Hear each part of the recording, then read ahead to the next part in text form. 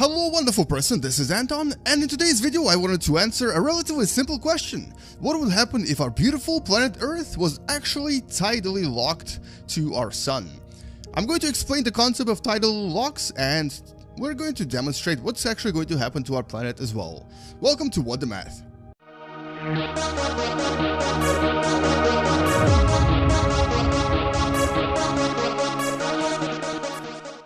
And let's actually start by defining what tidal locks are. I think the most famous example is our own moon. Our moon is tidally locked to our beautiful planet Earth, which is right there in the back. It's kind of dark, hard to see.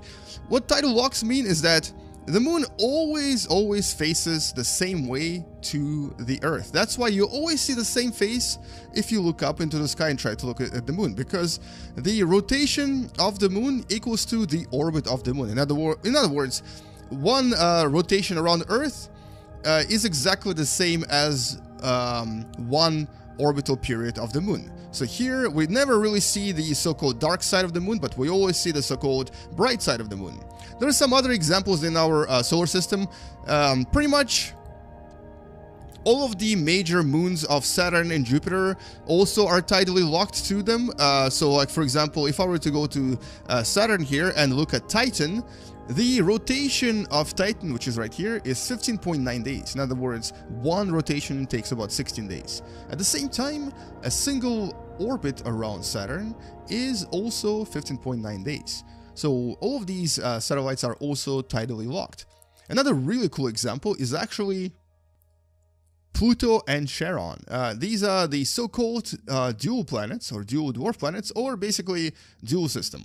I didn't really have a name yet, not the official name at least, but they were kind of unofficially, or kind of still are unofficially known as the double planets. That's because they're relatively similar in size, and because they orbit around one another in a relatively interesting way. But we'll talk about these two objects in one of the future videos. For now, all you have to know is that they're actually also tidally locked to each other. So Charon is always facing the same side of Pluto, and vice versa. Pluto is always facing the same side of Charon. Even though here it's kind of hard to tell because I think their rotation have been slightly changed in the game. So what would happen to Earth if it was actually tidally locked to our sun? And this question is actually very important because a vast majority of exoplanets we found, in other words, planets outside of our solar system, somewhere out there orbiting stars like, for example, red dwarfs, are predicted to be tidally locked. Now, this question needs to be answered. So what would actually happen to a planet, specifically a habitable planet like Earth, if it was actually tidally locked to its star? What would it look like? What would be on its surface, and would it be possible to survive there? So today we're going to do just that. We're going to tidally lock our planet, either by using the button right here called Tidal Lock, or by basically starting a simulation where you can actually observe this in real time. Here we go, climate simulation with tidally locked Earth. But let's just press the button first, and we're also going to enable climate, which is already actually enabled, and observe this for a few years. We're going to see what happens to our beautiful planet if it's basically tidally locked right in this region. So Africa and Europe are now always facing the sun, and North America, South America, and Australia are always in the dark. Now let's run the simulation and find out what's going to happen. So we're going to accelerate time just so that things start happening a little bit faster. When the game starts processing climate information, the planet kind of starts blinking a little bit, and you can actually see that happening right now. It's kind of a glitch, I guess, but that's because we're suddenly getting all these ice caps here. All right, and here we go. So this is 2 months per second. The blinking has stopped, and you can kind of see right on the dark side right there. Look at that. A huge ice cap is forming. On the bright side, everything is pretty much brown, everything is scorched. And you can kind of see it here if I move really fast with the planet's rotation. So basically Africa is completely brown with an exception of some forests right here in the middle. And on the dark side, even though you don't really see it, it's essentially all ice. It's completely covered in ice. And interestingly, there's only one place on Earth that has climates now. Every year, right here in the so-called Twilight area or Twilight Zone, which is not just a TV show but also a location on a tidally locked planet where basically you have the day meeting the night, so right around here, so right here, this line, which I can't seem to stop at. But anyway, let's actually maybe slow down the simulation so I can show it to you. So this right here, this is Twilight area. So right there, it's basically going to be where we're going to have climates, but unfortunately, as soon as I slow down the simulation, the ice caps disappear, so I have to restart it again. I have to make sure that it's running really fast. So here we go. So we have the ice caps, we have the climate area, which is probably the only place where the humans can now survive. And then we have the very, very large ice-covered area. Basically, this is all ice, frozen water all over the place. All of the continents are covered in it. Possibly some of the biggest ice caps we've ever had in our life.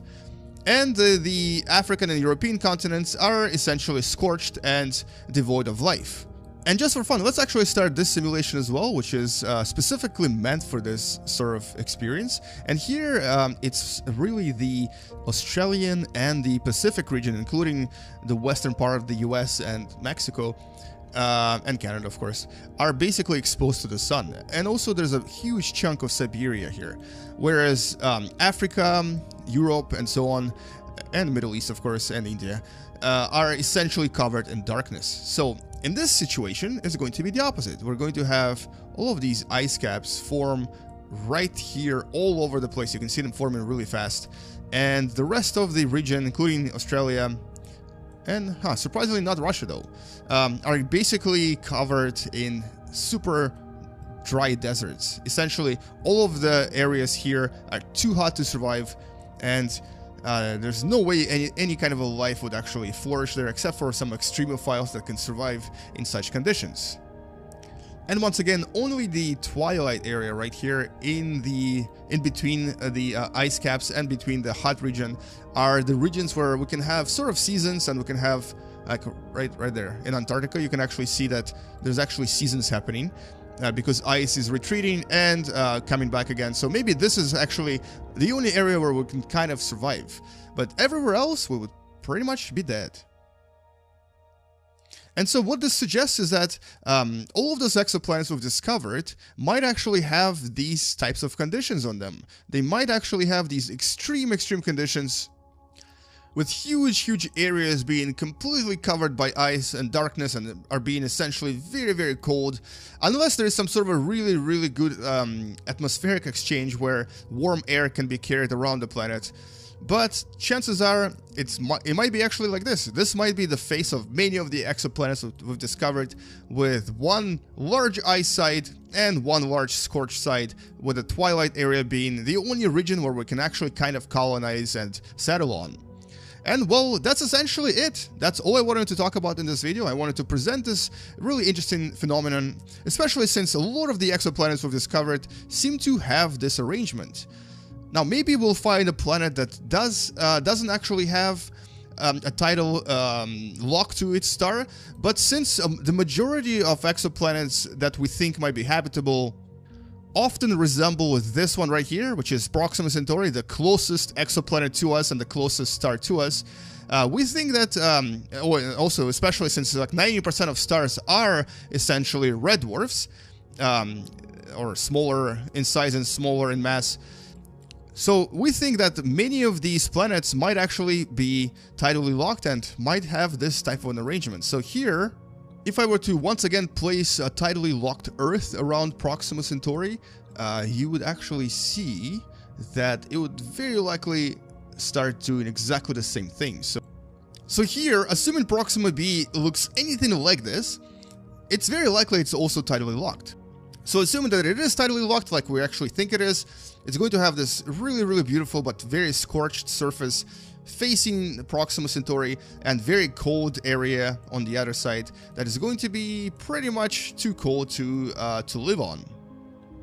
Which of course also means that maybe, just maybe, there aren't that many planets out there, just like our planet Earth, that we can actually settle on and live on comfortably. Even though we might be able to find planets that are kind of similar to Earth, their orbit and their rotation might actually make them uninhabitable. And anyway, So that's all I wanted to talk about in this video. And hopefully now you know what would happen to our planet Earth if it was tidally locked to our sun, and also you know and understand a little bit more about tidal locks in general, and especially when it applies to things like exoplanets and finding an Earth-like planet on the outside of our solar system. If you've enjoyed this video, don't forget to subscribe, and don't forget to share this video with someone who enjoys watching and learning through video games. I'll see you guys tomorrow. Come back tomorrow to learn something completely different, related to science, space, or maybe math. Or maybe just watch me play a video game. And anyway, space out guys, I'll see you later, and as always, bye bye. And before we finish this video, let's maybe collide something with our planet Earth and see how it affects all of these unusual formations of ice on the surface. Let's select our friend Pluto and launch it right there into that ice cap and see what actually happens to our beautiful tidally locked Earth if it basically receives a collision of really large proportions. And check out this ice disappearing instantly. Beautiful. Anyway, I'll see you guys later. Bye bye.